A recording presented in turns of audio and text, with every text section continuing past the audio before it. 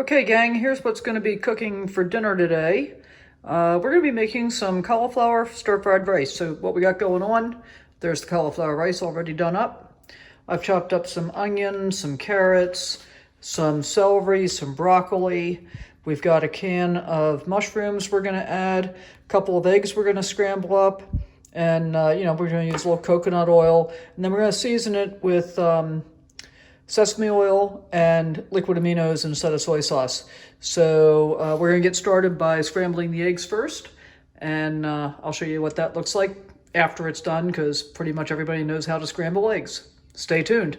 Okay, so we've got our eggs nicely scrambled. I'm gonna let those cool off, and then I'll chop them up in much smaller pieces. And next we're going to get our onions going, and I'm actually gonna dump the carrots in at the same time. I'm not going to put everything in at once because it'll get too crowded, but we're going to just let this saute for a little bit and cook down. We want to get the vegetables tender, but not like super well cooked.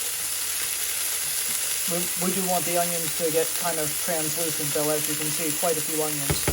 So, be back with you in a few minutes. Okay, that's looking pretty good there. So I think we're ready for the broccoli and the celery now. And in it goes. So again, it'll be just a couple more minutes, and then we're ready to put in the cauliflower rice, add the seasonings, and we'll be good to go. I'll be back with you in a minute.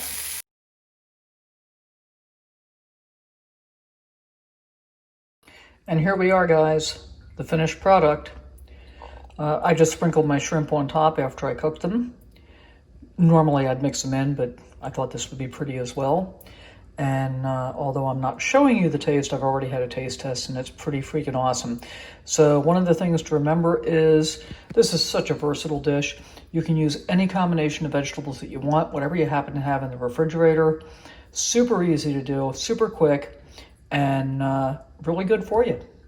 And, if you don't have shrimp and you want to do meat, or, you really don't need any kind of animal protein at all, really versatile.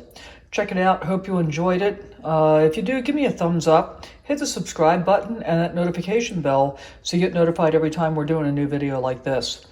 We'll see you soon. Thanks. Bye-bye.